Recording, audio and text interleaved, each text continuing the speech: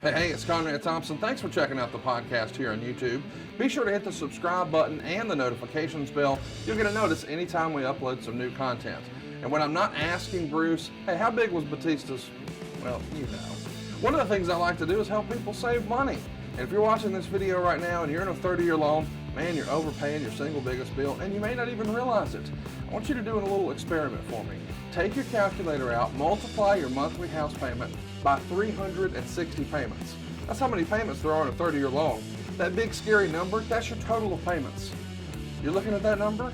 You know you can do better. Keep more of your own money right now and go to savewithconrad.com. Or maybe you've got credit card debt. Man, it's not a matter of if I can save you money with that.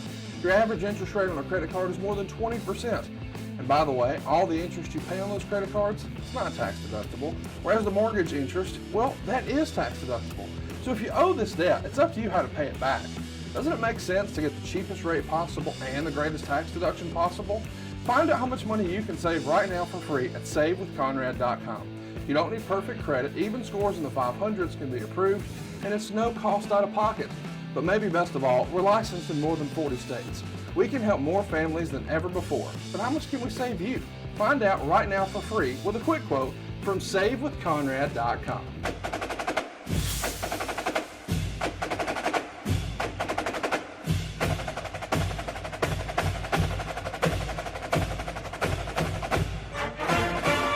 Hello and welcome to Grilling JR. This is Paul Bromwell, and I'm joined by the voice of wrestling, Mr. Jim Ross. Jim, how are you today? I'm good, Paul. Good to see you again. Our friend Conrad's on vacation as we speak, and I hear he's buying a beach or something. I don't know what he's doing, but he's living it up and with family, which is the main thing. So we hope Conrad has a nice vacay and enjoys his family. We all need to spend more time. Matter of fact, I'm going to do that in the next few days. I'm going to be basing out of Oklahoma for a couple of weeks because we're in, San Antonio coming up now, Wednesday night. So we're in Texas is my point. And so I'm going to be able to commute to Oklahoma. And I haven't been at my home in Oklahoma since October. So I'm looking forward to that. Seeing my kids, grandkids, all that good stuff, my friends. And catching up on the OU football scene, all that good stuff. Going to my little favorite restaurants, and enjoying that place a little bit. It brings back great memories because, Jan and I lived there forever. And so I because of the COVID, I didn't fly much. And we did all those shows at Daly's place. So I thought, well, what the hell? I'll just buy a place there. That's what I've done. And so I was thinking, maybe I need to go to Oklahoma and make sure my homestead is still standing and all my shit's still in the house. I got people there that do that. I'm bullshitting. But I hadn't been there since October. And I went to a football game in October out there. When I came back, the COVID thing became more of an issue. I was in that age group where, you got to be extra careful. So I didn't make any trips back. And then maybe two weeks after that, I got diagnosed with skin cancer.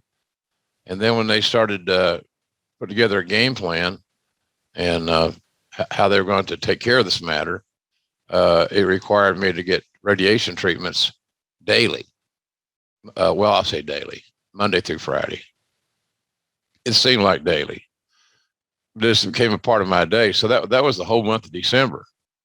And I came back to work on that Raw. See there? I came back to work because we're talking about some things on Raw about the show today that I had studied my script. I brought back some good memories. So anyway, I don't know where I was, but bottom line is I'm just I'm overdue to go out there and see about things. I got a business adventure. I'm starting a cannabis farm called Black Hat Farms. I need to kind of check on that investment. It's significant. But I'm happy to help my kids while I'm alive and can. So everything else is good. Hey, since we were on the air together, You said you went to a Revolution. I was there too, by the way. I smart ass. I enjoyed the hell out of the show. Probably one of the hardest nights I've worked in recent memory, because there were no throwaway matches. There were no let me up matches, as Vince likes to say. You didn't have time to go make a sandwich.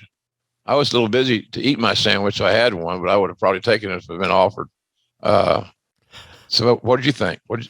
How did you like it or not like it? Was it too long? I don't think so. When you only have 4 shows a year, I think the length was fine with me. It's not like AEW's putting out pay-per-views every single month.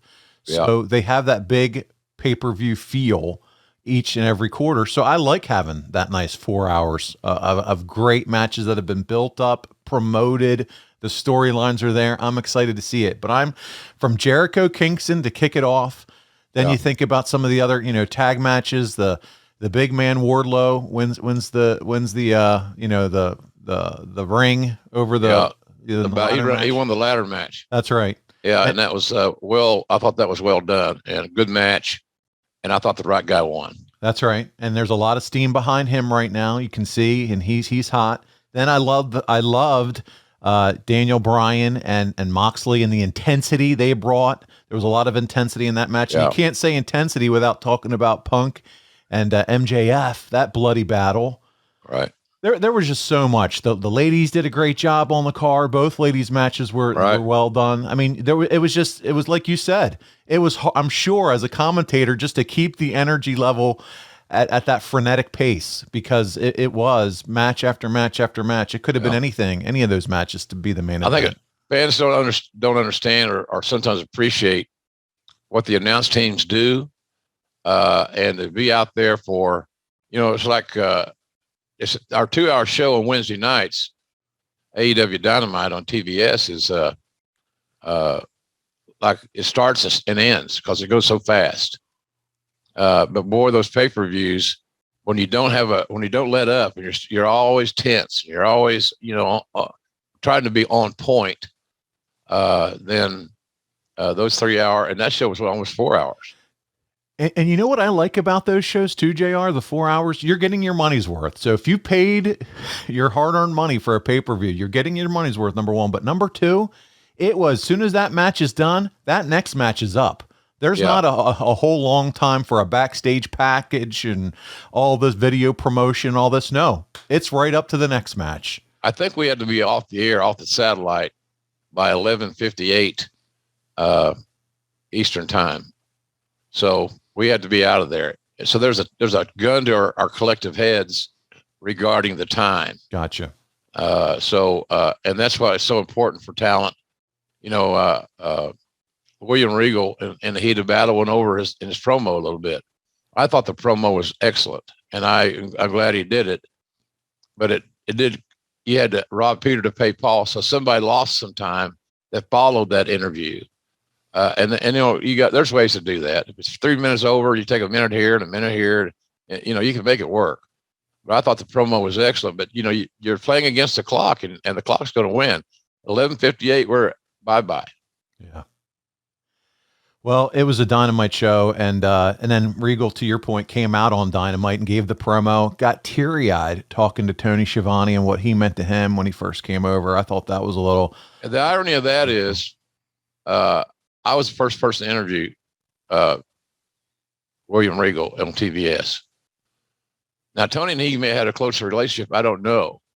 All I know is I sent him to rehab a couple of times and tried to save his life. And but I understand, that deal. He's a dear friend of mine, and I think the world of him. He's going to be good for our locker room. He's going to be good for the company. I'm sure that at times he'll be able to give Tony Khan a creative idea, or here's an addition, or here's another way of looking at it type thing. And all bookers need that. They need that. They don't need a train of people agreeing with what they're doing. And because our talents at AEW have the opportunity and the ability to speak their mind, then we have a different environment. We have a different world there. So it's it's good. It's good to have him on our team, and I'm glad to see him doing what he loves to do. He's got a brilliant mind, and he can help a lot of young guys too with their in-ring work, no doubt. So you get him, Jerry Lynn, and Dean Malenko, and we got strong and Billy Gunn. I don't know who else I got. I'm leaving people out, and I don't like doing that. But we got great agents and coaches, or whatever the hell you want to call them. Yeah. And it's only getting better. When you add a William Regal to your group, your think tank, your coaching room, you're doing pretty good. So I'm really happy that he's with us. Lots of years of experience, lots of wisdom. JR, my only regret in the trip down there was I was in and out fast of Orlando. Next time I come down or around where you are, we got to get together, maybe share a few corn dogs and catch up in person. So I like that. I like a corn. I know you corn do. Dog's good for your soul. That's right. We've talked about it. So, but listen, let's jump into what we're here this week, what everybody wants to talk about or hear about at least, and that is we're in the WrestleMania stretch for this show, and over the next few weeks, we're going to be covering 3 WrestleManias all in a row, and today's topic is WrestleMania 12. It's definitely an interesting time in the WWF and the business as a whole, JR. And at this point in 1996, what is your role in the company at this time? Oh, I'm producing and helping JJ with talent relations, doing some announcing that was never seen by anybody, like the midnight show in Norway, Wrestling Challenge or something like that. Right. But I did a lot of voiceovers. Just a lot of them weren't on the main platforms. But eventually that worked its way through, as we know. And that's why he never stopped working, man. It was really a strange thing. I was not, after he hired me, I apparently was not what Vince wanted. And that's why I didn't get a lot of work after WrestleMania 9. We're all the way to 12 here. Hell, I've already been furloughed once. So I did a lot of things and I think that's what ingratiated myself with him. I could produce, I could write, I could voice over, I could call any match with anybody. So I became versatile, and I was affordable at that point in time. So I did a lot of things, and it made me a better, well-rounded individual for our business. I got more experience in different areas under the watchful eye of the most powerful man in the business.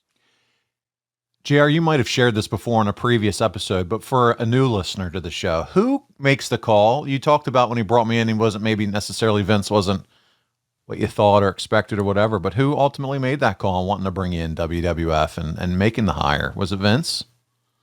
Well, I let Bruce know I was available, and Bruce set it up.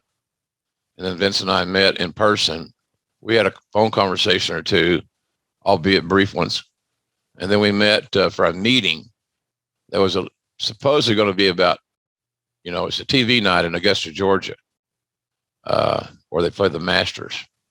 And so I drove down there from Atlanta and met with Jerry Briscoe, who connected me with Vince. Pardon me. And like I said, I thought my understanding was going to be a short meeting, but I knew that he's doing TV. Even though it's challenged, he's not on the air. He's still running the show and so forth. But our meeting lasted about 2 hours, standing outside. So we connected in some area, obviously. But it was just I grew there. I grew into the guy that I am now in a big way, I think, for better or for worse. And I have some bad habits in that regard. Patience is one of them. Stubbornness, another one. But I did a lot of things around there that helped me become a better employee. Well, JR, let's pick up with our story as far as WrestleMania 12. And it all starts at the Rumble that year when Shawn Michaels won the Royal Rumble for an unprecedented second time. Do you think when the year began that Michaels had eclipsed Bret at this point as the top babyface in the company? In the eyes of many, he had. I think that's arguable. I love the theory of having one and A and one B, like i.e. The Rock and Stone Cold. I want to clear something up too. Somebody wrote that I talked to Steve, and I do. We're friends. Oftentimes we talk about everything but wrestling. That's what friends do. And because we're in the wrestling business, we're not living under some precedent that we can't have friendship. When I talked about Steve being, it was taken way out of context and way out of the timeline. When I talked about Steve being uncomfortable about wrestling at WrestleMania, it was because of that, not WrestleMania, because he had to prepare to have another match. He's not a spring chicken. He's had neck injuries. He's had knee injuries. His apprehension was, I'm not sure I could get ready to have another match. The same thing that anybody in his age group with his litany of injuries would say. He never once complained. He never once had second thoughts. His only worry was himself and could he live up to his expectations.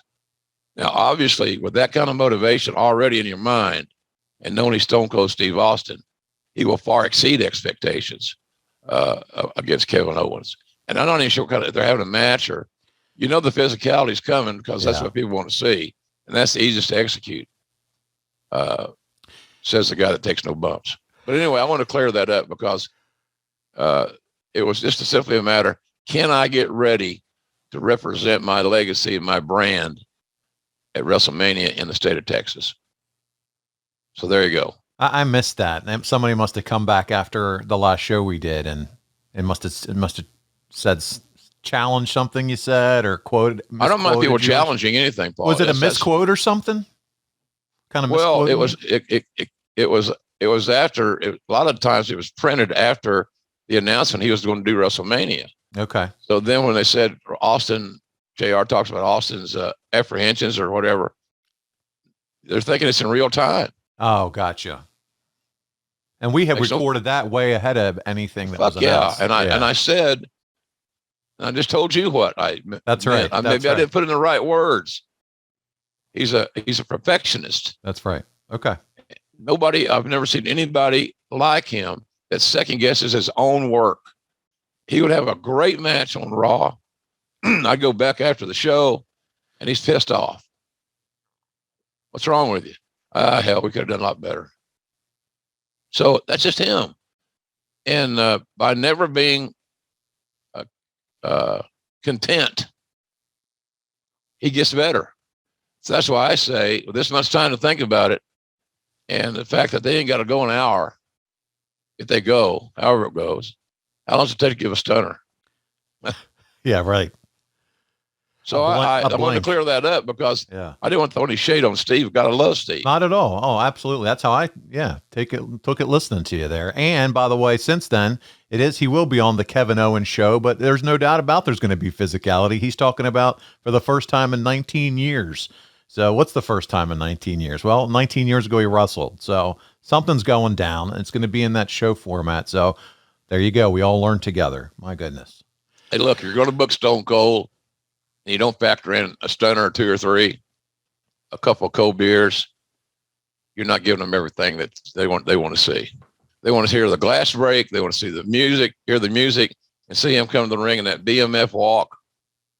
They want to see a stunner that'll be of epic proportions. And they want to see him with a celebratory brew in his hand. Problem is, they should bring in Mark Yaten to throw the beer to Steve. Yes. He was the best at it. Yeah, that's right. Let's hear it for the old school guys, man. Well, he awesome. Hey, it's like being a great pitcher and you got your catching, your catcher's your guy. It's just the opposite. You got your pitcher and Mark Yaten and Austin's a catcher. So anyway. Well, back in 96, it was all about Bret and Shawn. This was right before we talked about Austin in 97. So Bret and Shawn here, was there heat at all at this point, JR? We're talking build to WrestleMania 12. Had the heat already started? Maybe it's a little bit of a competitive jealousy maybe between Bret and Shawn at all? If it was mild, I think. It wasn't out of control compared to where it grew to become. It was no secret they didn't like each other. It's personality differences. So it wasn't horrible. It wasn't horrible. They were very competitive. They were both vying for the same spot. And they both thought they were the best in the business. So that there's a competitive element that you got to factor in. Yeah. But I don't think it involved hate or something like that. I do think there was a rivalry.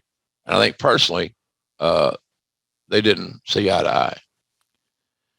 Well, JR, in your house from the Louisville Gardens, the build to WrestleMania is officially ramped up. Shawn Michaels defeats Owen Hart to retain his #1 contendership, and Bret Hart took on Diesel in a steel cage match for the WWF title. Now, Nash tells a story about how he knew Scott Hall had already given notice to head to WCW, and that night, Bret refused to take the powerbomb from Nash for their finish in the cage, and that's the night Nash says that he decided he was going to take up Eric Bischoff on his offer. Have you heard this story before? All different variations of it. I don't know. Of course, over the years, it's been embellished immensely.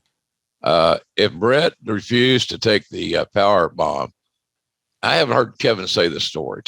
So I'm reading it here. Then Bret had a bad back. I never heard Bret refuse to finish it ever. But if he had a bad back, or if for some reason he didn't feel safe, then he was going to speak up. He had the autonomy to do that. I think Kevin won. I think Bret beat him with a small package. And if I'm not mistaken, I gave him the finish because I always got along well with Kevin. I said, here's a suggestion: get beat by a wrestling hold. He's a wrestler. You're not. You're a fighter. And those long legs would be perfect for a small package. And he went for it. I believe that's a show. But nonetheless, it's been a long time ago, man. So, long time ago. And speaking of long time ago, it was so long ago that it's announced the Ultimate Warrior is returning to the WWF for WrestleMania 12. Now, you guys have covered the Warrior in our archive, so make sure you check that out. But were you excited at this point about the prospect of Warrior coming back and be giving a boost in the business, JR? No, I wasn't, because I knew he was going to be a giant pain in the ass to work with. If he had the magic and the commitment and the energy that he once possessed and brought to the table, then hell yes. Who wouldn't be excited? Because it means he's going to draw you some money and it's going to be good for the company, et cetera, et cetera. But I knew he was going to be, I didn't think he could get back over. You're kind of waiting on him to tear something. He's so heavily muscled. And he was always a problem child.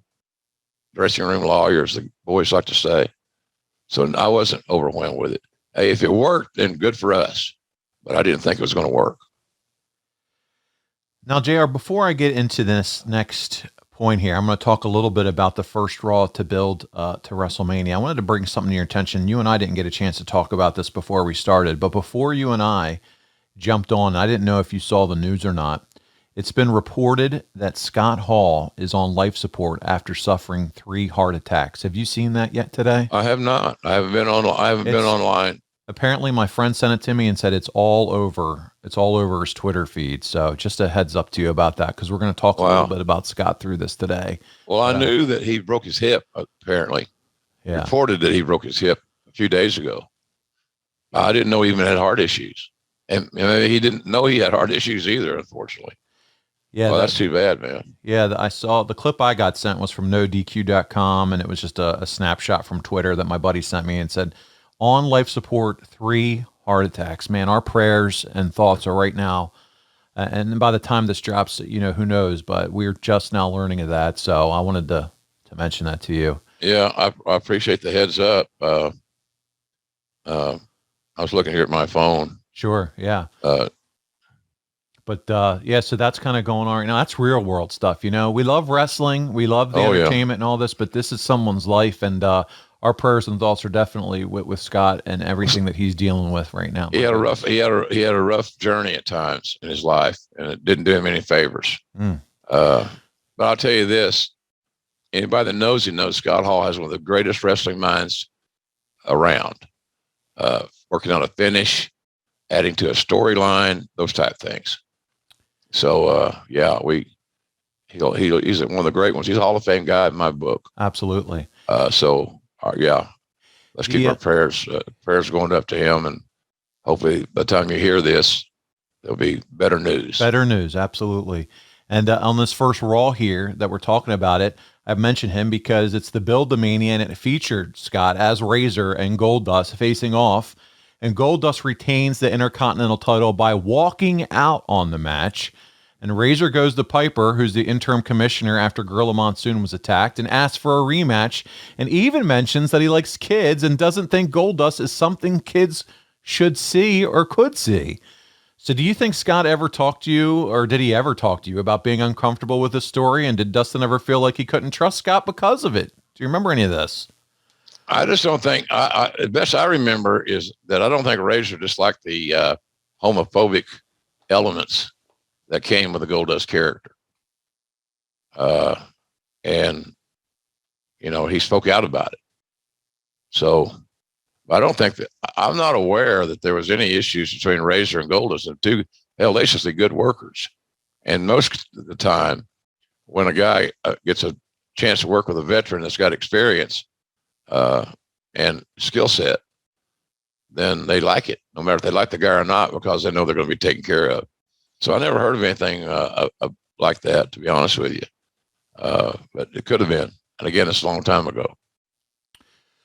Well, there's an interesting article here from the Observer, and it's entertaining, JR. I'm gonna read it to you here. The Billionaire Tag segment saw Larry Fling, who is playing the role as of Larry King of the Billionaire News Network, interviewed Ted. It was very well produced and made fun of Savage's thinning hair and Hogan being knocked out by a size 7 woman's shoe, and asked for Mondays off.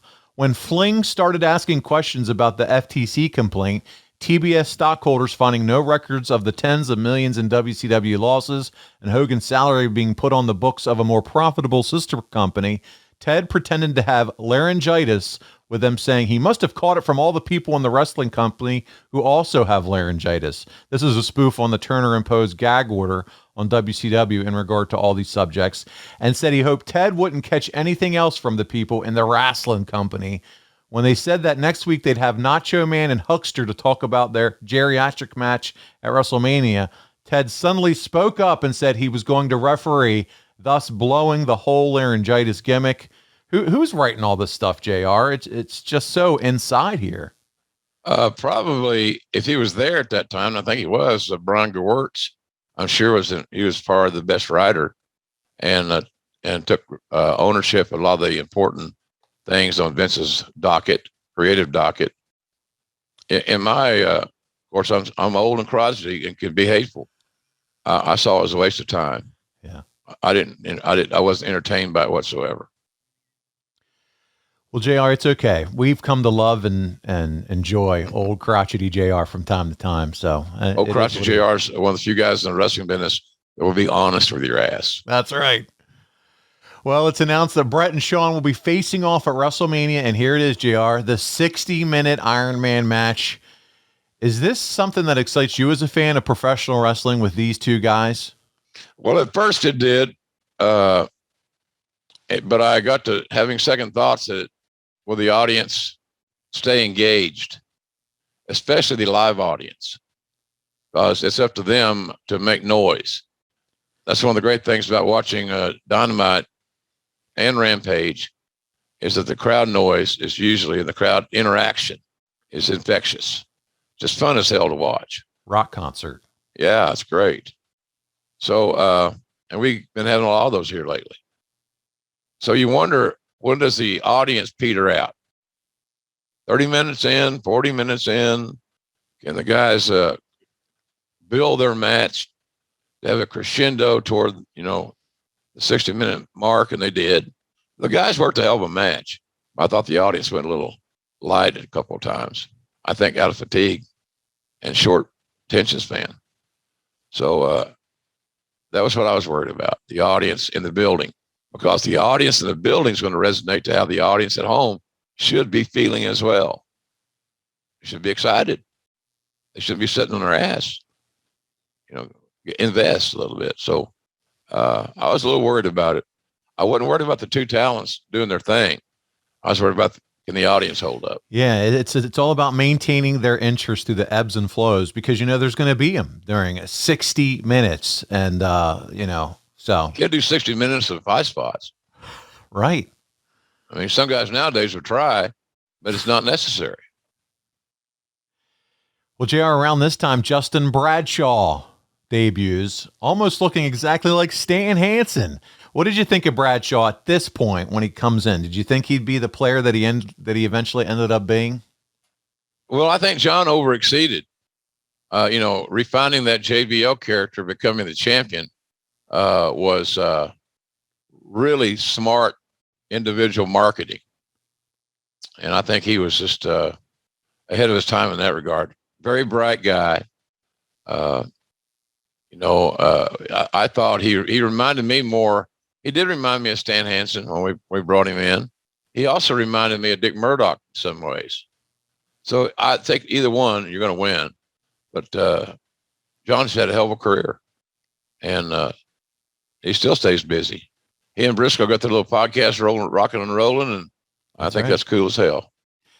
Yep, they're doing their thing, and he's a great talker, great storyteller, and it's really cool to see how his career has taken off.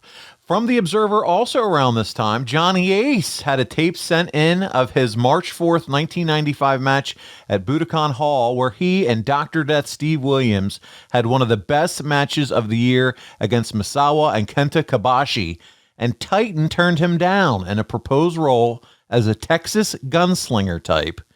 That's from the Observer. How different is the business if Ace is hired by the WWF in '96, do you think? If any different at all? I don't know if it's any different at all. Why would it be? And why would it be? He didn't grow up to become president. And nothing's changed. Not the president. Nope, not at all. I enjoy our researchers doing a phenomenal job. But who gives a shit if the business, what Johnny Ace would do to the business? I mean, are you kidding me? I don't know. So my answer would be, I don't know. And at that point, he would have been coming over as a talent, not necessarily making decisions or creative or working with people. You got it back in those days. So yeah, I didn't hear the stories about him sitting a tape in. That was before largely my area time in that department. And if it did, it was another tape we got. Yeah, 96, he was nowhere on your radar. Mm-hmm. Yeah. Well, also around this time from the Observer, Jeff Jarrett, that's right, JEFFJARRETT, suffered a serious back injury on February 17th in Memphis, taking a bump wrong against Ahmed Johnson. This would be the last time Jarrett works for the WWF until his return in 1997. There's a lot of roster fluctuation at this time between people coming in, going, getting injured. It makes it hard to focus on things, is it not, when you're having all this? Yeah, you got to know your players are. And things changing so rapidly for one reason, as you mentioned, or the other, it makes it hard to follow the story. So, but it was what we were dealing with. We had to deal with it. Speaking of dealing with challenging issues, and we just touched on it a little bit here, Scott Hall is suspended from a failed drug test, which has led to some speculation that it was because that's what he gave his notice for. Do you recall this, Jim? Do you care to comment? I think he gave his notice, Paul, for the money. Let's don't overthink it. It's either about cash or creative. He was promised a creative freedom, and he got the cash he wanted. He checked all the boxes. I don't think it had anything to do with his test. That's just me. Would a penalty have traveled along with that failed drug test? Yeah, and it cost him some money. He'd be off without pay. So he made the move and for him, you look back at it, it was the best move he could have made. JR, and you say that's the best move they could have made looking back at it. But at the time, did you take it kind of as a slap in the face that they both jumped ship, him and Nash, for WCW, or did you just simply looked at it as a business decision? Just business. As they said on The Sopranos one fateful Sunday night, this is the life we chose. Well, Roddy Piper is sent on the road to cover for Nash and Hall after it's announced they're suspended or injured. How was it like to deal with Roddy at this point? I love Roddy. We became great friends, but we weren't at first because I was the office and none of the veterans trusted the office. That just goes for the territory. No pun intended. But we eventually became great friends thanks to Jerry Briscoe's bringing us together. And Jerry guaranteed Roddy that I could be trusted and I was a good guy. And if he had any issues, he should take them up with me. And that if he and if he had any issues, he should bring Jerry in. So all those little meetings, those experiences help us build a good relationship. And we had it till he died. So, but he didn't trust a lot of people. He reminded me in that way of Steve Austin, just a personality that doesn't openly trust many. And Roddy was that way. It also, like you said, it was nice. It sounds like to have Briscoe there to vouch for you and say, "Hey, you can trust JR. He's a good guy." That goes when someone like that has your back. It goes a long way for people. So I agree. Jerry Briscoe was one of the most invaluable resources the WWE had in general, and certainly for me in my tenure in the administrative side, talent side, he was priceless, without a doubt. Well, JR, also around this time from The Observer, the originally scheduled match with Vader versus Yokozuna, and so it's supposed to be a one-on-one match here, has been changed to a six-man tag with Yokozuna and Ahmed Johnson and Jake Roberts versus Vader and Owen and Davey Boy, and the feeling being that it'll be a better match because of Yokozuna's weight, and it's just being difficult to have a quality singles match with him at this point. How much of an issue is Yokozuna's weight at this time? It was a huge issue. He was on the verge of William Perrying himself. William Perry ate himself out of the job with the Chicago Bears as a nose tackle. He kept getting bigger and bigger. It was a gimmick for a while, and it's kind of cute, but then he started breaking down. And Yoko's weight was a huge issue. It wasn't, look, he was far past the time that he was going to have great singles matches. I don't know if if he physically could have one, unless it was just really, really quick. Because once he got down, he had a hard time getting back up. And that's kind of required. So, but the main thing that we were on his ass and Vader, I sent them both to Duke University Weight Loss Center. And the first week they were there, I got the report back and they gained weight. They've been sneaking out, getting chicken. Like a prison break on a chicken run. Chicken run, there you go. So anyway, I was more worried about his overall health. The deal is, if one athletic commission had not cleared him, most of the others would follow. So all of a sudden we have a talent that we're paying a good sum of money to that we can't use. You got to lose weight.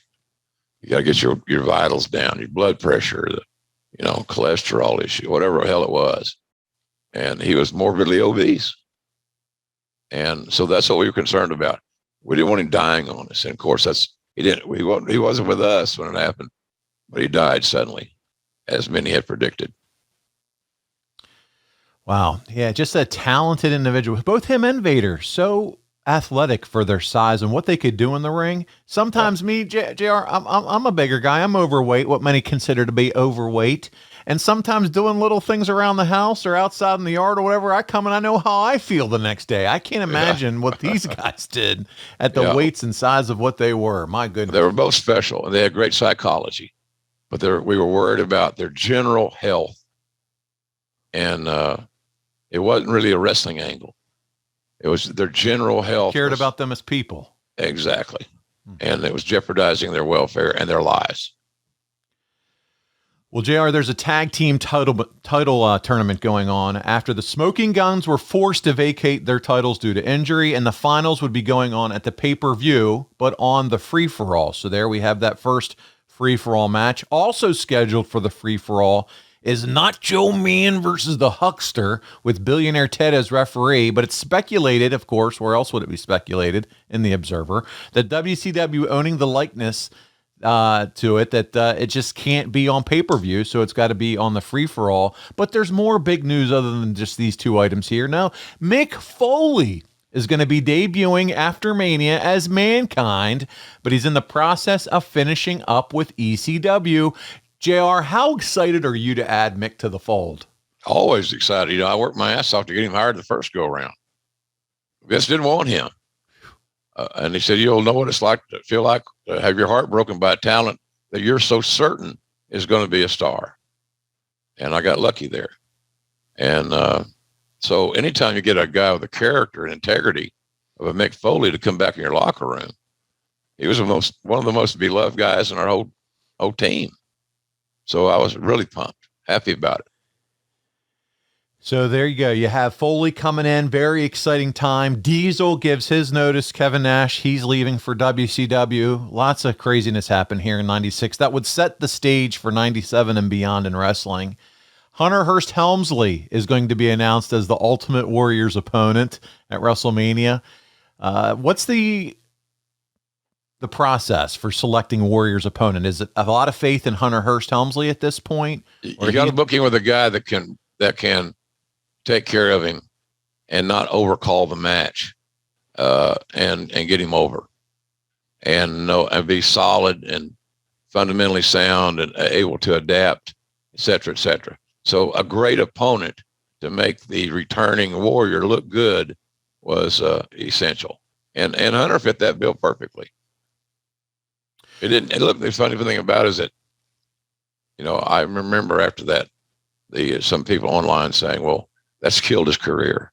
He'll never get over. Are you shitting me? I think he did pretty good.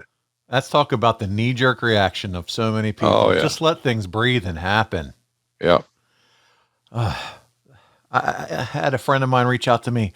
The FTR fired Tully? What are they thinking? Can we just relax and see what happens here? My goodness. Settle down. There's a noticeable lack of celebrities at this WrestleMania, JR. So we're going to talk about celebs here. A little TMZ moment.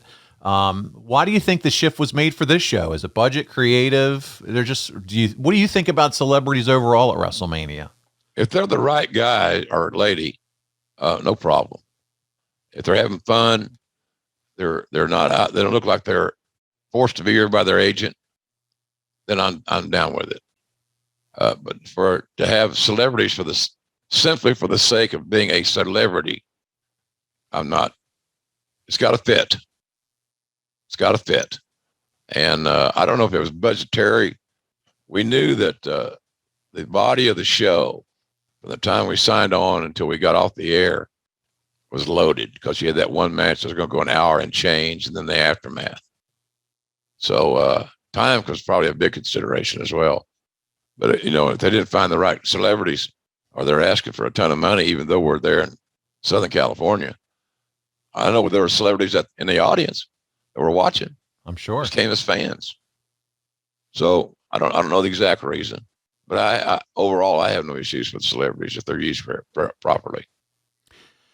Well, Raw would run unopposed with one of their better shows featuring Shawn Michaels defeating the 1-2-3 Kid in a 3 3/4 star match, according to Meltzer, and Bret over Hunter in a 2.5 star match. Piper and Goldust are set up to take on each other with a Piper's Pit segment that nowadays probably wouldn't get to air on TV. Do you believe the best product the WWF put out at the time featured the right mix of wrestling and angles? Always does. Always does. Personal issues are established by angles. And then when you get in the ring to pay it off, you got to deliver. So it always does. Those are two elements that can't be omitted. There's got to be a story, and there's got to be good wrestling to back that story up. Well, JR, there's some exciting news that's going down in preparation for WrestleMania 12, and that is in Anaheim at the Arrowhead Pond. That's where they're hosting Mania 12. And Meltzer reports that as of March 5th, there are already 11,340 tickets sold. Remember, we're in an arena here, totaling $652,130. Because of a lot of giveaways, there are only about 2,000 tickets remaining. Man, that's a hell of a gate at this time in the business, don't you think? Yeah, it's nice. WrestleMania is special, and selling tickets should never be an issue. Well, not only that, around this time, we're continuing to talk about transitioning of talent. Johnny B. Bad would quit WCW, and Mark Mero and Sable are going to find their way to the WWF not long after. What was it about Mero that made him a priority or a prospect for you to want to, when I say you, the WWF, to want to bring him on board? Well, Dusty Rhodes has done a great job in packaging Johnny B. Bad. And Mark found his personality, and he's always in great shape, worked hard. We knew we couldn't use Johnny B. Bad. So I think it became Wild Man, Mark Mero or something. But I remember it might have been one of my first meetings with talent with Vince. Vince and I, Sable and Mark, were in a meeting, the first meeting. He had Mark head of the company. Very engaging, well-spoken, used good English, was dressed well, clean. But the star of the meeting was Sable. And not for some, pervy way or some, salacious bullshit. She had star power. She had it. She was fully dressed, but she had it. And so when I walked them out to the door to their car, I went back to my office. Vince called me, and he said, "Did you see what I saw?" I said, "I think I did." He said, "We may have been focusing on the wrong person." Not that he had lost confidence in signing Mark. He did. We signed him. But he saw something in Sable that he perceived to be marketable. And as usual, in some of those type things, he was right on the money. She was very marketable and made a lot of money there. And not only that, you said it. It wasn't not just because of a weird, salacious, pervy kind of way, but Sable, I think, is underrated. She was entertaining. She had a character, and she was dynamic in the ring when she got on the mic. For that time period, she was entertaining. She got it. She understood the business, and did very well for herself in wrestling for sure.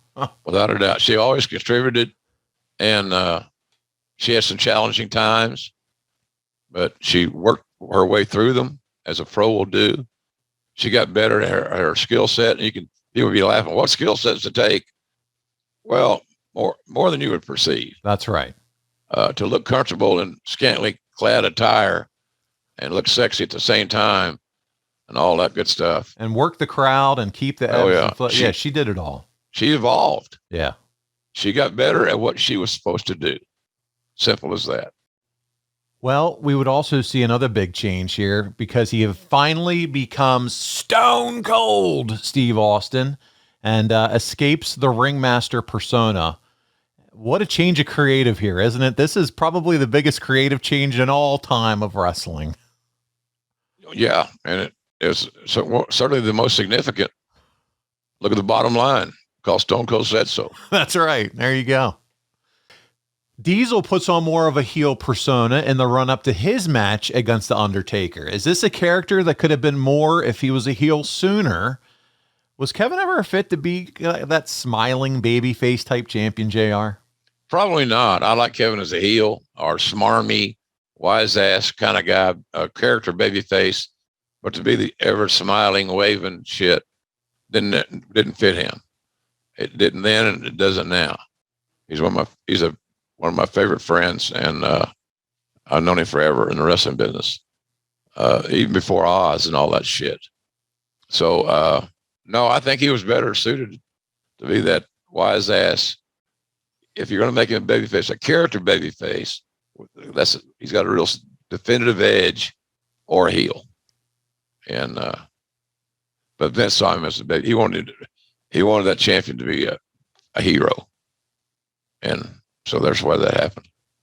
Hey, folks, it's time to take your podcast game to the next level. And you certainly want to get your almighty push. My God, we have to have a push, right? We'll get that over to adfreeshows.com. Now, I'm telling you, if you're a fan of Grilling JR, adfreeshows.com has the entire episode library, and it's got no ads. 0 ads, zilch, none. Ad-free and on video starting at just $9. Did you hear what I said? $9. You spend more than that at Starbucks, for God's sakes. 2 mornings. If that's not all, folks, we got tons of bonus content, including my after-hours roundtable, where drinking was involved with Eric and Tony. You simply will not find a better value in all of wrestling. Hey, look, don't make me go red ass, because by God, you know I will. Hurry over to adfreeshows.com right now and sign up. And I thank you.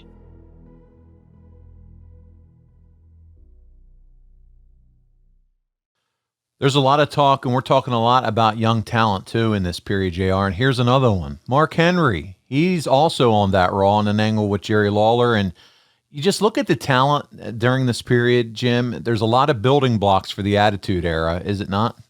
Oh, yeah, absolutely. A lot of our work was beginning to pay off in some of our signees. All the guys you mentioned were on that pipeline. They were restocking the shelves. That's what Vince said he wanted me to do when I took JJ's place, rebuild the locker room.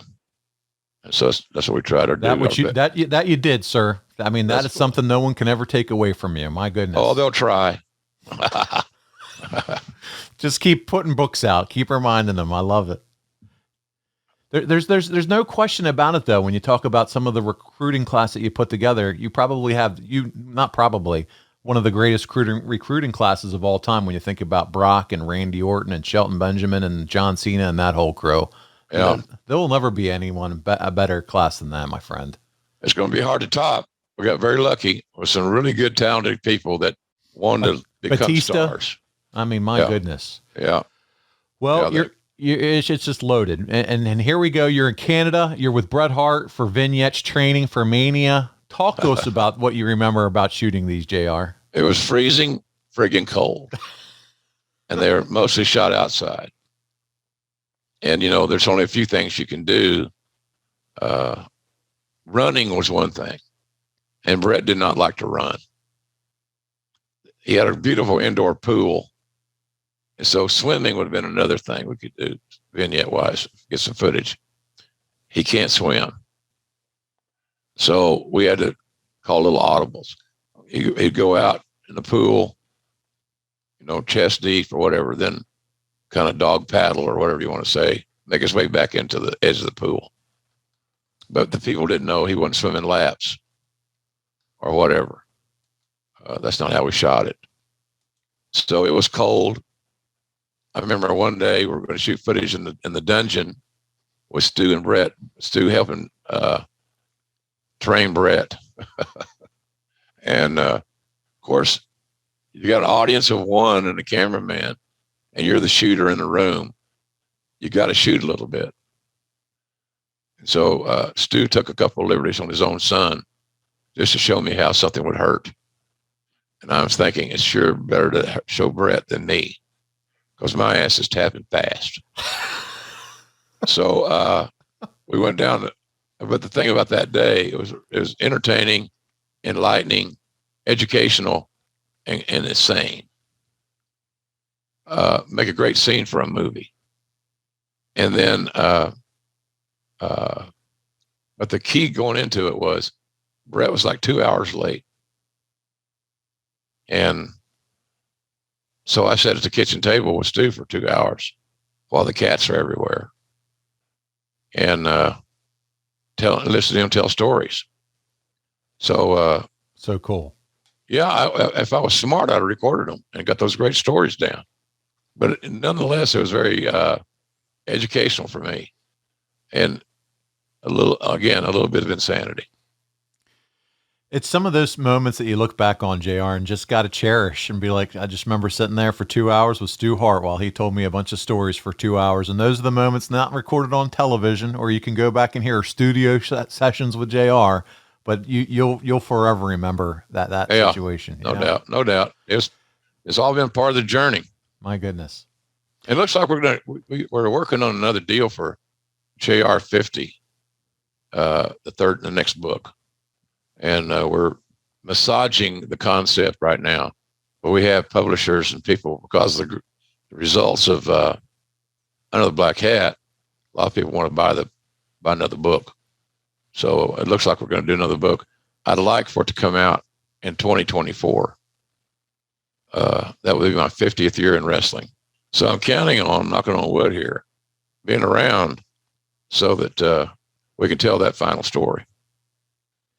That would be awesome. I can't wait. Looking forward to it. Maybe JR on tour, a little book signing. Who knows? Oh, yeah. Well, the thing about Under the Black Hat would have been even a bigger success, but the COVID came.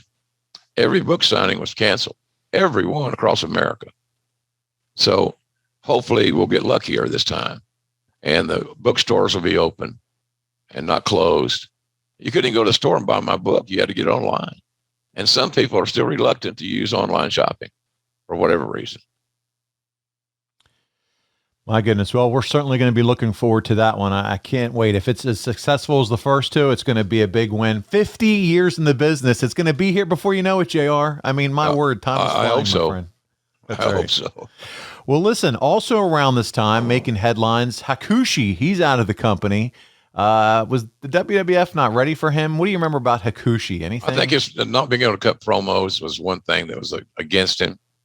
No problem in the locker room. I remember a match he had with Bret I thought was awesome. Bret and Hakushi. But I liked Hakushi's look and all those tattoos, all that stuff. It's kind of cool. So I'm not. A lot of the Japanese guys come in for a short period of time. They get a WWE on their resume, and their resume, and then they go home to their family, or they go home to their home company. They were sent here by somebody. They just didn't show up in Stanford. There's a Japanese gentleman down here that wants a job. Send him right up. Somebody sent them from some office. That's right. And a lot of times they come over and get experience, and they go back and they're better marketed. That's good stuff. Well, listen, more news. There's always all kinds of news, and this is WrestleMania season, so it's just breaking from the Observer left and right. WWF has made a play to bring in Rey Mysterio Jr. As of this point, it isn't going to happen. Jim, was this even on your radar? Was this real knowledge in 1996? Yeah, it was. We wanted Ray. And I finally signed Ray. I remember meeting with Ray in, I don't know if it was a Staples Center in LA. I'm 99% sure it was. And to talk about a contract. And I had discussed this with Vince. We both really were high on Rey Mysterio. My God, he's a legendary performer, and he's overcome his size issues about a zillion years ago. He's influenced so many talents with the things he does and has done in his career. But I told him, I can't hire you because I'm not going to pay you what you're making. And all abrupt statements. He was being paid a huge salary guarantee by WCW, and he was worth it. But I said, let's your contract run out, and then let's talk business seriously. We will hire you, but you should know that you're not going to be paid the guarantee that you were guaranteed in WCW. However, if you're healthy, you'll blow that guarantee away. But it'll implode, and it did.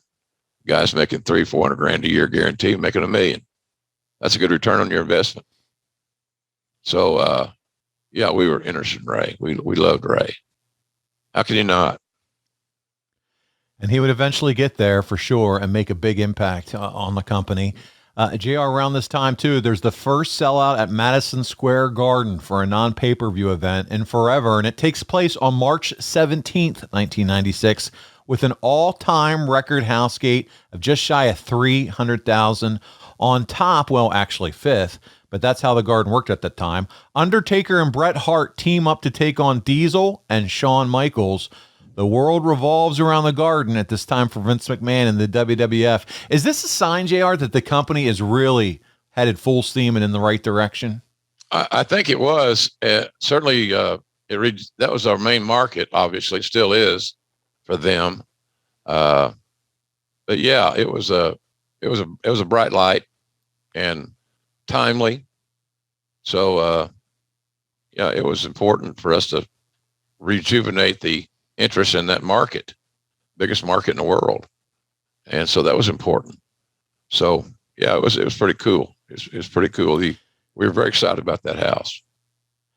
I'm curious about this next news nugget to hear your opinion on this, JR. A press conference was held on March 15th for the World Wrestling Peace Festival put on by Antonio Inoki in Los Angeles. And it has Inoki, Eric Bischoff, Antonio Pena, Dan Severn, and others representing various companies, and it said that the WWF was going to be participating as well. How does the WWF get involved with this, and do you know why they later pulled out, or was this some just bullshit that they were announced to be a part of this? I think that it was wishful thinking. I never thought it would ever happen. There was nothing to gain for WWE. You can't afford to send somebody someplace and another outing where they might get hurt type thing. I just didn't see any. Here's what probably happened. We probably got a call. It's probably presented. A proposal was made, and it was turned down. So I don't know. We backed out. Oh yeah, they backed out. Yeah, they backed out. All right, I heard it. By the way, shit. So I don't think it was such a big deal. I'd forgotten about this as I read my notes this morning. Yeah, that's something you don't hear talked about often. Did it happen? Did it happen? Do you know if it happened? I don't. I had same thing going through this. I thought, my goodness, I wonder if JR, because I had never heard about it either. So yeah, it was very obsolete and very hidden. Well, JR, we're back on track here with the storylines, and the Go Home Raw features one of the best interviews done by Bret in his career, in my opinion, promoting the show, and you should go out of your way, by the way, boys and girls, to find it. Do you think, Bret, JR, in your mind, were Bret's promos underrated? A lot of things Bret did was underrated. But yes, to answer your question, he was real. And if you weren't ready for real, then you're not ready for Bret. Well, this WrestleMania, the only fan fest activities beforehand are the Slammies, which we've, they've had on and off throughout the years. Was there ever talk of fan fest back in these days? Probably was talk about it, but managing it and setting it up, again, we had a reduced infrastructure. We're down a few bodies. So I'm sure it was discussed. But I think it's probably just too big a task to take on at that point in time. You got to feel, too, based off that promo that I talked about earlier, Bret coming off, it feels like there's a little subtle heel to his character. You think that's nice and good and what needs to happen for the storyline? Yeah, it gave him an edge, and it gave him a coarseness to his babyface persona that made it even more unique. So, yeah, absolutely. Bret was a great subtle heel. He understood crowd psychology. He knew what to say and to get the most out of what he just said. And he was perfect for that role. Well, Jim, we are here. We have arrived to the show of shows, the granddaddy of them all. You can tell I'm hyped up about it. It's WrestleMania 12. It's live from Anaheim, California. And it's in front of a sold-out crowd, 15,855 people. That's 12,909 paying.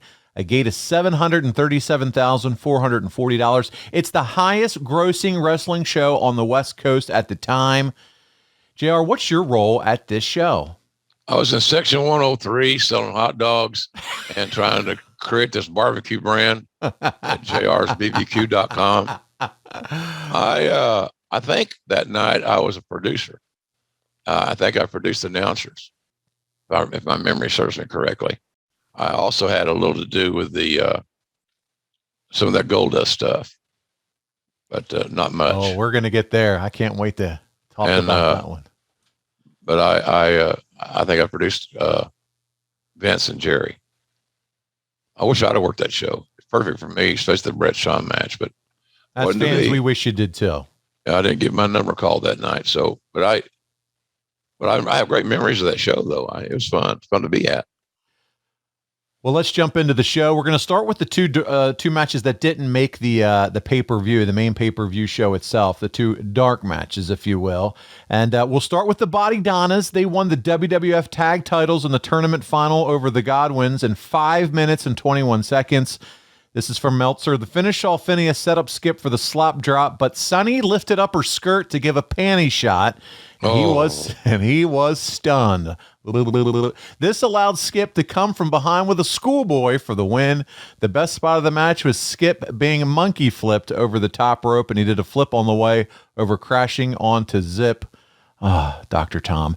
Henry is a passable worker, but Phineas is pretty bad. So we got Chris Candido and Dr. Tom. It's their biggest career win on a WWF platform. Sadly, it happens at the free-for-all. If Chris is born 10 years later, do you think he's a bigger impact on the business? Well, I saw that question. I don't know what it means. He was what I think back in those days would be considered an undersized performer, where, 10 years later, all guys his size, they were in it. They could wrestle for the world title, whatever the case may be. But in these days, I see your point. Well, yeah, he's a solid hand.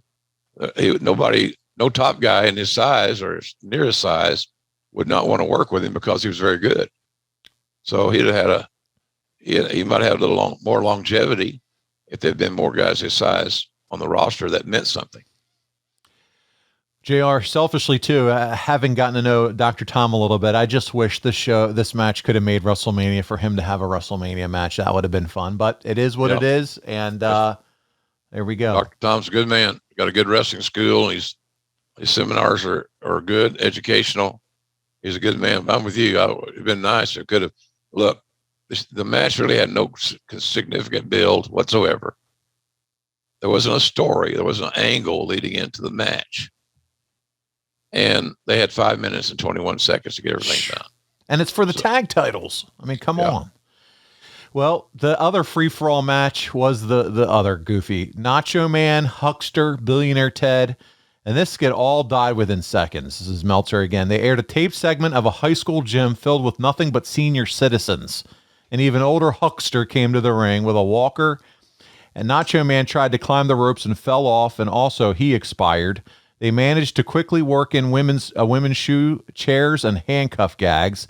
Then Billionaire Ted talked about how he didn't care that his two biggest stars had died because he could just buy more stars since he can't create them himself. Then a big guy in a black robe came in with FTC on his outfit. Ted turned around and saw him, and he had a heart attack and was left for dead. This segment was awful, and with the exception of the fans in the $300 seats who cheered, it was met by mainly indifference and a large amount of boos. Horrible. Charles Barkley would say horrible. Terrible. Horrible. Yeah. Terrible. Terrible. Yeah.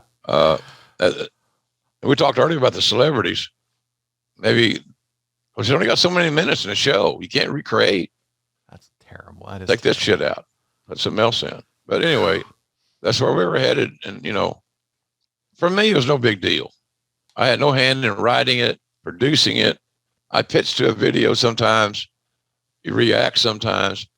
So I had no investment in it, no skin in the game to that degree. But it was not good. Well, here we go, JR. We made it to the start of the pay-per-view, and we're opening up match one. It's Vader and Owen Hart and Davey Boy Smith defeating Jake Roberts and Ahmed Johnson and Yokozuna in 12 minutes, 51 seconds when Vader pinned Roberts with a Vader bomb. Roberts gave Hart a DDT with the ref distracted. Jim Cornette then came in with his tennis racket, but Roberts beat him to the punch and set him up for the DDT. Vader ran in and destroyed Roberts from behind, leading to the pin. As expected, the heels had to carry this thing. Roberts isn't nearly as over as he was when he first came in and works smart, but it is very limited physically because of age and injuries. Johnson is still really green, but it was impressive to see a guy his size do a tope. Yokozuna looked good considering his weight limitations. There were pops for the signature points of the match and for Vader Yokozuna, but not sustained heat. 2.5 stars. What did you think about the finish here, JR? Was there worry about putting Jake out there the way he looked body-wise? No, it's what you got. You're just hoping he can recreate some of his magic. That's what we were looking for. Same thing we were looking for with Warrior. Can you recreate the magic you once had? It was okay for what it was. There's a lot of agendas in that match. Thank God Owen was in it. And because Vader contributed. Everybody contributed, but it was a hodgepodge. It was it's like a smorgasbord or borgasmord, whatever the hell that word is. I didn't hate it. I might not have liked it as well as Meltzer did. He gave it 2.5 stars, as you said. So, but it was okay for an opener. There was a lot of star power in that opening. The pageantry, the look of the entrances, that was impressive. But the match, mediocre. I'm being nice. Mediocre at best. Well, we're on to match 2, and here we go. It's O.J. Simpson time. That's what this always reminded me of. It's the Hollywood Backlot Brawl. The first half of Roddy Piper and Goldust. And this is a taped and filmed at a Hollywood Backlot the day before. After editing, the footage aired in a 4-minute, 23-second segment. It was basically a collection of movie fighting scenes and was about as good as it would have been possible.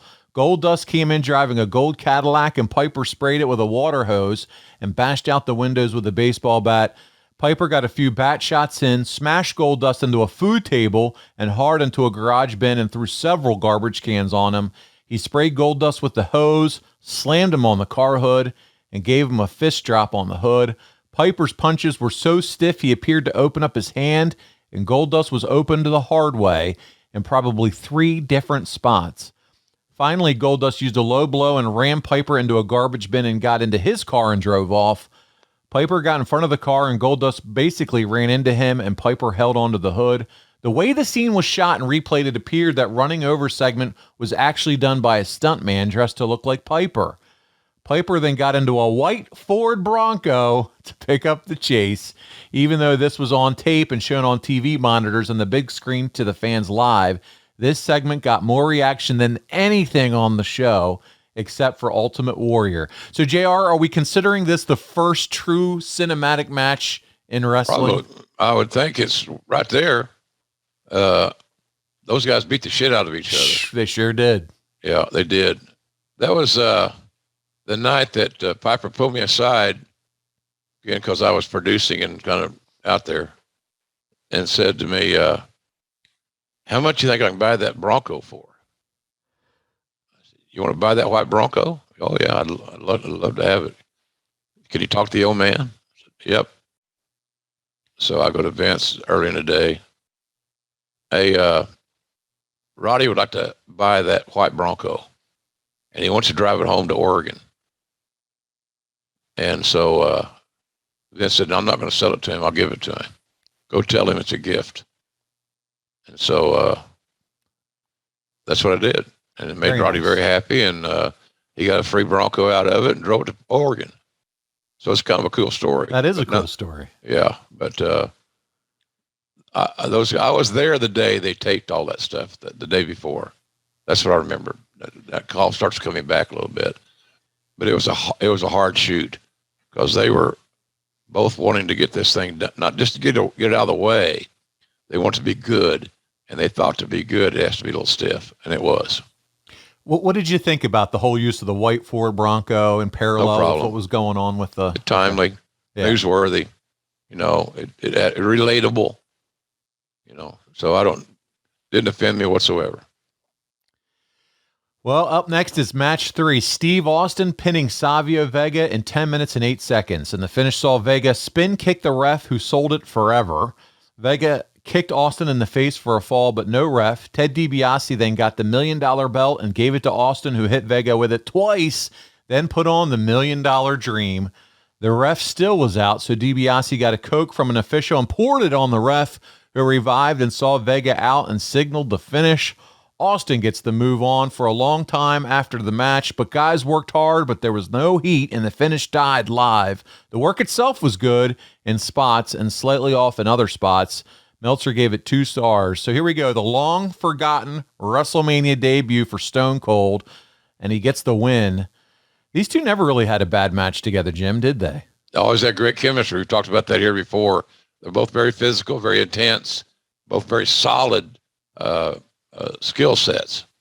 So, but look, there's no story. That match was overlooked and engulfed by all the other shit on the show. Good shit, but still more hyped. Warrior, Piper, all that stuff, and then of course the Ironman match. So, I wasn't disappointed in it. But I just knew that those guys they're traveling uphill because they had no story. But they went out and beat the hell out of each other and had a solid match. And in that place at that time, that's about all you're going to get. And my goodness, how his finishing move would transition from a $1 million dream to the Stone Cold Stunner. He upgraded, made it his own. Yeah, he made it his own. That's the deal. Well, we move on from that one to Ultimate Warrior defeating Triple H, who was known then as Hunter Hearst Helmsley, in 1 minute and 38 seconds with 3 clotheslines, a shoulder block, and a press and a splash. Warrior got by far the biggest reaction on the show when he came out. It was amazing how quiet the crowd got after the ring intro. But since Helmsley did the pedigree right away and Warrior didn't sell it and went right to the finish, the crowd picked up right away. Hellwig was a little smaller than at his peak, but he's also 39 years old, and he was quite a bit larger and more cut than he was the last time he returned. Meltzer said this match was a dud. So Warrior comes back. The way this match goes down in the ring, and I'm not sure how you feel about all this, JR, but certainly people said, oh, like you said earlier, this is what's derailed Hunter's career and all this crazy stuff. Yeah. What are your thoughts on this whole thing? Well, we brought Warrior in, hoping he'd get over. The only way to get him over is to give him some squash-like wins, to reinstall the oomph of his character. We needed somebody that could lead him along the way, execute, and that was Triple H. So it was. I had there was no issues with me about it. It was you want to get the guy strong, win, eye-opening win. He's not going to get the eye-opening win by his wrestling acumen. So you got to hit the big finishes and put him over and get him out of there before he steps on his big toe. Speaking of, I know we talked earlier about your meeting with Mark Mero and Sable. This is the debut of the yet-to-be-named Sable. So she would accompany Hunter Hearst Helmsley out to the ring. So there you go. Yeah, I remember that. She was impressive. She got people looking and paying attention. So that's every entertainer, every performer wants people to pay attention to them. And she got that just like that. Yeah, in a segment that didn't air to the live audience, but we got to see it who were watching on pay-per-view. They were doing an interview introducing Wildman Mark Mero, who did a heel interview until Helmsley came out and the two started arguing and fighting with one another. Helmsley then blamed the fight on the woman who they called Sable that accompanied him to the ring. Lots of WCW folks found it humorous that WWF knocks WCW for not being original, and then they take Johnny B. Bad and put him in a total copy of the angle he was already in. And that, again, that's in reference to Johnny B. Bad stealing Kimberly from DDP. But again, whatever. We digress. Putting Mero with Hunter here was what the hope was for them, I'm assuming. Yeah. Mero and Hunter, we thought, again, Hunter could take care of him until he got his sea legs under him. That's the value of a great worker. And Hunter was a great worker then, and he got better as time went on. But yeah, that's what that was. But again, you see the star power of the whole triumphant with Sable. Magazine sales, merchandise sales, all that proves it out. So, I don't know if there was hope for Mero and Hunter in a main event level, because neither one were over to the point that they could fill those shoes. But we knew that Hunter especially had the potential to do that. Well, JR, speaking of star power, up next, one of the biggest stars of all time. He's going into the Hall of Fame this year. The Undertaker is out, and he's going to defeat Diesel in 16 minutes, 46 seconds with a tombstone. The match was slow-moving and didn't have much heat. Again, this is all according to Meltzer, but it was better than you'd expect considering who was involved. Diesel basically pounded Undertaker for most of the match. Finally, he used his jackknife, but then smirked forever, allowing the Undertaker to sit up. He did it again, and then when he went for the pin, Undertaker grabbed him by the throat. Diesel used a back suplex, and Undertaker sat up again. Undertaker then finished Diesel off with a nice flying clothesline, a chokeslam, and the tombstone, 2.25 stars. So Diesel puts Taker over here, and the streak really starts gaining some momentum for Taker.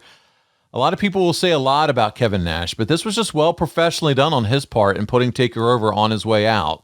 And I think it's also just shows a sign of respect that he had for Taker. There was a lot of respect for Taker in that locker room. Still is this very day, and rightfully earned. Kevin and Taker had a great respect for each other. I'm sure they still do. But there was no ever any issues there between Taker and Diesel. And they probably had a better match than some people perceive they might. I liked it. I thought they had a solid outing, without a doubt. I thought I'd mention it here since we talked Undertaker going into the Hall of Fame. I don't know if you saw it, JR, or not, but WWE has announced that they are going to induct Vader into the Hall of Fame this year. Yeah, that's great, Leon. I wish Leon is still here to accept it. I'm sure his son Jesse White will be there, former OU recruit, 5-star high school center, offensive center. So that'll be a nice moment for that family. Like I said, it'd been so cool if Leon could have got there. Yeah. I know he meant a lot to you. You were always high on him. And so there you go, making headlines recently. We move on with WrestleMania coverage. During the show, again, they're back to now showing more of the OJ chase, trying to put over what is Piper's white Ford Bronco chasing Goldust. Piper did a couple of cell phone interviews during the Austin match. When Goldust arrived at the building to pick up Marlena, he bumped into Pat Patterson, who was either back there just for the weekend or back involved in booking, depending upon who you talk with. Again, this is all... Pat was there because of Bret and Shawn. There you go. That's the answer. Piper then showed up and chased Goldust into the ring and started pounding on him. Goldust made the comeback with another low blow and rammed Piper's leg into the post. The announcers failed to make the connection. That was the leg injured by the car running into him. Oh, thank you, Dave. Goldust got on top of Piper, basically attempting to screw him and wanting to start kissing him. He went to the top rope, but Piper shook the rope and Goldust crotched himself. Goldust came back with headbutts and kissed Piper, which led to Piper making the Superman comeback. Piper grabbed Goldust's crotch and started squeezing it. He threw a knee to the groin and started spanking him, then ripped his costume off, and Goldust was wearing women's black undies. After another knee to the groin, Marlena managed to cover Goldust up, and he ran off, leaving Piper celebrating with his son Colton in the ring. This segment was 5 minutes, 37 seconds. For what it was, Perfect. It was really good and also had great heat. 5 minutes and 37 seconds, well invested. If there was a let me up match that overexceeded, it's this one. A lot of star power, a very risque story, no doubt. Some people really liked it, some people didn't. But that's kind of the nature of the beast in booking wrestling matches. So you're not going to like them all the same or hate them all the same. So I thought everybody in that match did a good job. And I remember doing the payoffs of that show. I was really excited about the fact that Goldust and Marlena earned a great payday. They really did, biggest ever in their career. That's awesome. And it's cool to see Colton kind of get to come in with Roddy too and celebrate. He's a good kid, tough kid. I'm surprised we haven't seen more of him around the campus, so to speak. Well, JR, we made it. We're there. It's the main event. It's the Ironman match. It's Shawn Michaels realizing his boyhood dream as he captures the WWF title from Bret Hart in that Ironman match. Sudden death overtime after the two had battled 60 minutes with no falls taken. Michaels came out from the ceiling of the building. An epic entrance, still replayed, not only on the network, but Peacock today. I can see him coming down out of the side of that ceiling there. Hart didn't get as big a pop coming out as Michaels, but he also didn't do an elaborate entrance, and he received no boos coming out. The first half of the match was slow-paced. To your point earlier, we were talking the pacing of an Ironman match is absolutely critical. Yeah. And it had little crowd noise. It wasn't as if the crowd wasn't intensely watching, because people were. They were, watching the match, but some were leaving too for the concession stands because they knew they had an hour up for. That's right. Match. That's the whole deal. They knew they had an hour come hell or high water. Go take a pee. Go get a Coke. Yeah. But according to Meltzer, the execution on both sides was tremendous in what they were doing. The first big pop came when Michaels accidentally super kicked the timekeeper outside the ring when Hart moved, and he did a stretcher job. This is the type of match where announcing plays a huge part, and Vince McMahon was good, but Jerry Lawler was the wrong color commentator for this match, especially since after playing the Bret Hart hater role for the past 3 years, he suddenly dropped his hatred for Hart during this match, except for a few one-liners about Stu and Helen. I'll pause there. What are your thoughts on that? Well, selfishly, I wish I'd have been in that set at the table.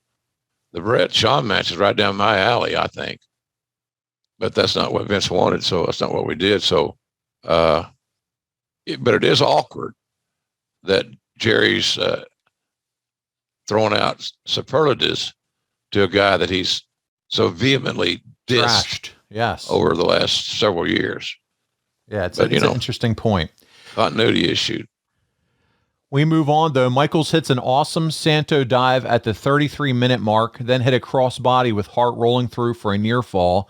The match picked up from that point, with Michaels hitting a fisherman suplex for a near fall. The crowd booed when they used a sleeper. Michaels took a bump over the top and crashed into Jose Lothario at 44 minutes.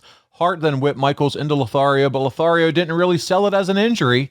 After several more near falls, Hart hit a tope and then used a German suplex for a near fall at 48:35, and then went back right into the camel clutch.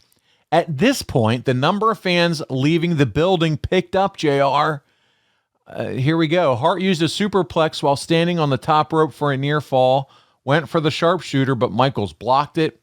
Hart used a half crab, and Michaels got a rope break, and the fans booed. Hart came off the top, but Michaels got his feet up.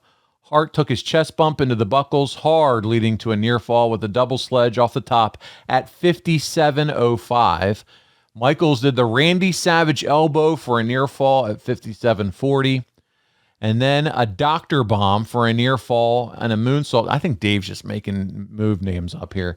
And a moonsault block for a near fall at 58:20. Michaels tried a flying Hurricane Rana off the middle ropes, but it was messed up. He went for a drop kick off the top, but Hart caught his legs and got the sharpshooter on with 34 seconds left, and Michaels held out until the end without submitting. Hart left with the belt, but not so quickly. Here comes Gorilla Monsoon, and he told the ref to restart the match with a sudden death stipulation, which had never been previously advertised. The pop for that announcement was shockingly tepid. In the overtime, Michaels immediately hit 2 super kicks and got the pin in 1:52 and celebrated in the ring for several minutes afterwards, nearly choking up. In the celebration, Michaels kissed Helen Hart and hugged Bret's son Blade. Interesting touch. Bret walked out of the ring at the finish rather than doing a symbolic in-ring passing of the torch. 4.25 stars. Here we go, Jim. Lots of talk about this match. Was it great? Was it not great? Meltzer pointed out there's lots of fans leaving. What say you? I enjoyed the wrestling match. I wasn't looking in the crowd to see who was leaving. Some people just look desperately to find negative. Yeah. God damn, they seek it out like it was a cure-all for whatever. But I enjoyed the match. I said at the beginning, it was going to be daunting to keep in that crowd in the arena engaged, because they just weren't used to sitting there that long at the end of the night. Think about what time they left home. Think about parking. Think about all. They got a lot of time already invested by the time that main event comes. Sometimes a brother's got to pee. That's exactly right. Even when podcasting, we take breaks to go pee. Come on now. So I enjoyed the match. Good. Yeah, now, there's a controversial clip or story that goes around, and I'm going to ask you about it. And it's said that Shawn tells Earl to get that piece of shit, referring to Bret, out of the ring so that he can live in his moment and have his moment. Do you think that actually happened, or have you heard about that? I may have heard about it way a long time ago, but it's so irrelevant. I forgot about it. I don't have any idea how to answer it without making something up, and I'm not going to do that. Yeah, I was interested in Meltzer's write-up at the time. He said Bret walks out of the ring at the finish rather than doing a symbolic in-ring passing of the torch. Well, buddy, maybe Shawn told him to get the piece of shit out of the ring, so maybe that's why he did walk off. So stop yelling it. Who knows? Everybody wants to be mad at somebody for something. Yeah.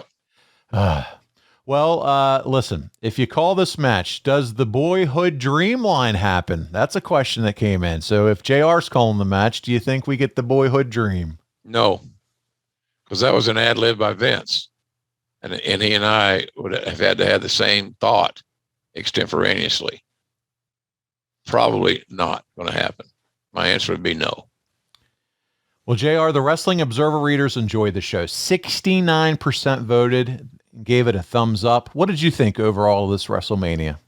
I thought it was a solid show. I thought it had its moments, things I still remember after reading the script. Came back to life for me. I liked the main event. I liked Monsoon being involved. I liked the Piper Goldust business. I thought was exceptional. So there was enough on it to make me say I enjoyed it. There were some things on there that were ill-timed, I thought, but overall, I enjoyed the show. Well, JR, we have some fan questions, some AFS member questions to ask you about. Always one of my favorite times to do this with you at the end of the show. First off, it's AFS member Brandy Wagner, and she says, God, my favorite. Did JR have any reservations about this match being a 60-minute Ironman match? Did he know any of the plan for the match ahead of time? I did not know any of the plan for the match ahead of time, nor I rarely do. And that's the way I like it. But did I have reservations? We discussed that in this show. Yeah. Yes. Lindsay wants to know, there you go. You did. You talked about the ebbs and flows of maintaining an audience. That was all throughout the show mentioned. Lindsay's up next, and she says, how close were Jose Lothario and Shawn Michaels at this point? Was their relationship just for TV, or was it closer even when the cameras were off? I think it was basically for TV, even though, Shawn was trained by Jose. He certainly respected him. But I don't know that they went to dinner regularly or traveled together, all those things. So it's more friendly business than anything else. Adam Leeson is up next, JR, and he says, if Kevin Nash hadn't left for WCW, does JR believe that he could have had a longer program with The Undertaker? He obviously would have had a longer program with The Undertaker. So yes. And I think that Kevin would have been a heel to work with the babyface Undertaker. And it might have worked. Nick Mills is up next, our buddy Nick. He says, the Warrior refusing to have a long, hard-fought match with Triple H and just squash him was day of, according to Bruce Pritchard. What was Vince's reaction to this and doing business with him going forward? Here we go again. Here we go again. He couldn't have a long match. He didn't have the cardio for it.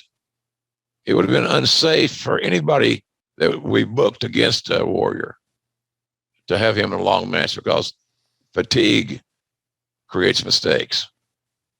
And so, but you know, we had Vince had several talks with Warrior about WrestleMania 12, but we all knew the shoe would drop. It can't be smooth. It can't be professional. There's going to be something. Something has got to change to make Warrior happy. And it started off that day one, and they could have shared those philosophical thoughts. They, meaning Vince and Warrior, many times prior to that Sunday. And then boom, he gets you by the short hairs, as my grandpa would say. WrestleMania Rossi is up next, and he says, JR, was there ever consideration to booking the Warrior to win the title in 1996? 20 years later, guys like The Rock, Goldberg, and Brock would be given the title upon their returns. Yeah, it should have happened. Yeah, he's better than Rock and Goldberg, Brock. Yeah, of course. Are you crazy?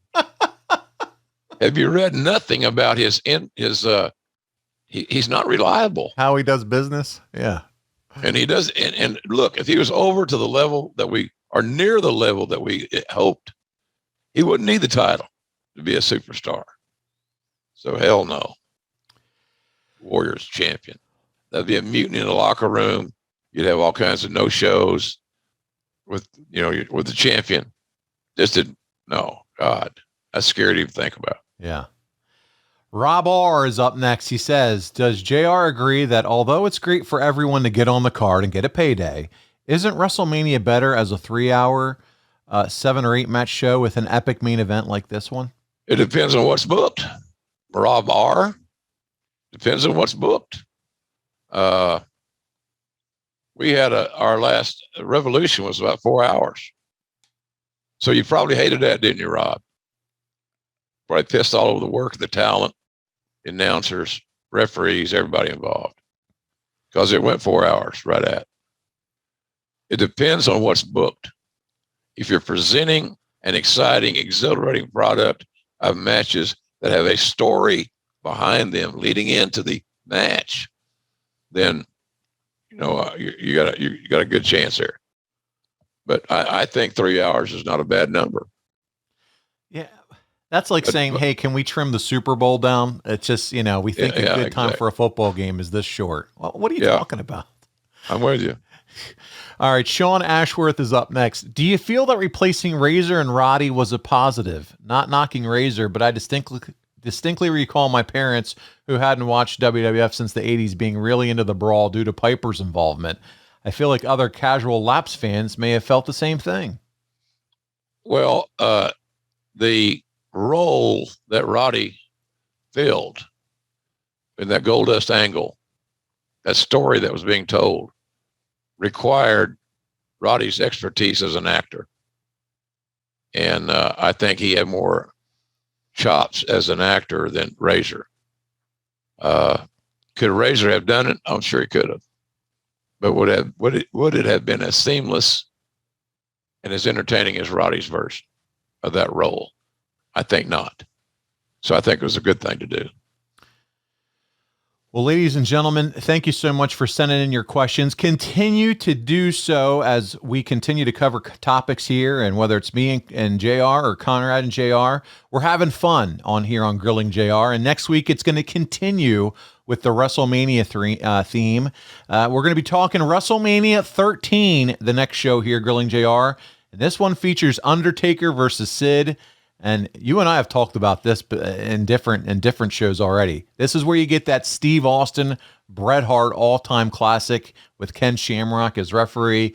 You're going to get the Legion of Doom and Ahmed Johnson taking on the Nation of Domination, The Rock's WrestleMania debut, and Hunter versus Goldust for the Intercontinental title. And then, JR, in 2 weeks, it's the Battle of the Billionaires, WrestleMania 23 from Detroit.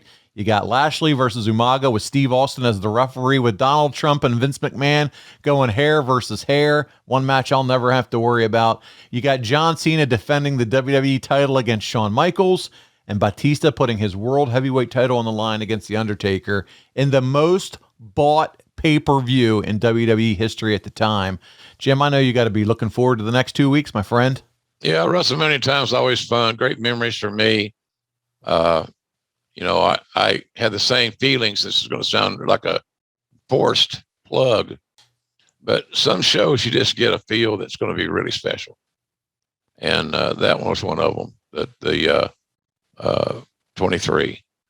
It was also the weekend that Lawler and I went in the Hall of Fame the night before that show. And I can still remember where Jan was sitting. So it's kind of special for me. So it'll be fun going back in time for that. Hey, I got some news I'm going to the UK, and I'm going to be doing a big autograph thing in Liverpool on April 23rd and 24th. April 23 and 24th, I'll be in Liverpool to do a 2-day show. And I saw and I'll have more information next week, and it may be online. I saw some of the talents that are booked. It's one of the biggest lineups I've ever seen. Stars, and it should be fun. So if you watch our podcast or listen to our podcast or follow me on Dynamite and so forth, I hope you'll try to come out and see me on the 23rd and 24th of April. That's a Saturday and a Sunday in Liverpool. I can't wait. Too bad Lawler's not going to be with me because we always go to the Beatles Museum when we're in Liverpool. But there's so many great talents there I haven't seen in forever. And when you get a little older, as I am, as I'm reminded most every week on Twitter, I don't know when you see these people again. You don't know. That's right. And so I'm really excited about that opportunity. So go online, look it up. We'll have some more definitive information for you next week, but it's the 23rd and 24th of April in Liverpool. So it should be a blast.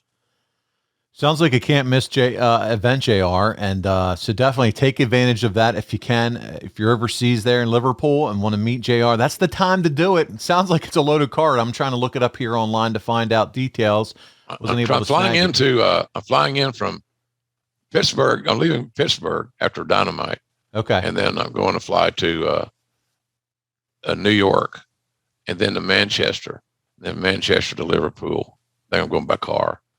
So in any event, and then are you coming back into Philadelphia that following Wednesday for Dynamite? No, I'm coming back on Monday. Oh, okay. And then into Philly. Yeah. Yeah, it's good. Cheesesteak, nap. It's easy. Lots of travel, but good stuff, man. I know they'll be excited to see you. That sounds like a great time. And by the way, if you want to see more of JR, speaking of seeing JR, you can do that at adfreeshows.com. I'm looking at them right now, and you can too. You can get all your podcasts on video. And JR, you and I, this Thursday, as this show drops, Thursday night, you, me, Mike Chioda, it's WrestleMania 18, 8 o'clock Eastern time, watch along, where members of ad-free shows get to participate and talk and ask questions to you and Mike together. Two huge components to that Hulk Hogan Rock match in Toronto. What an event, exclusive event for ad-free shows. Yeah, it became famous and going into it, we knew it was going to be special, but golly, it's got another life. And I get asked a lot of questions about that match. The Undertaker Foley off the Hell in a Cell in Pittsburgh in '98 is certainly one. WrestleMania 13 with Austin and Bret certainly one. And this match at WrestleMania 18 with Rock and Hulk, they're always on that little short list of questions. So if I do a Q&A somewhere, I usually get something regarding those events. Well, I can't wait to be a part of it, Jim. We're going to have a good time with our buddy Mike Chioda as well, and all the fans and members. It's going to be a can't miss event. But before we get out of here today, we got to talk a little bit about JR'sBBQ.com.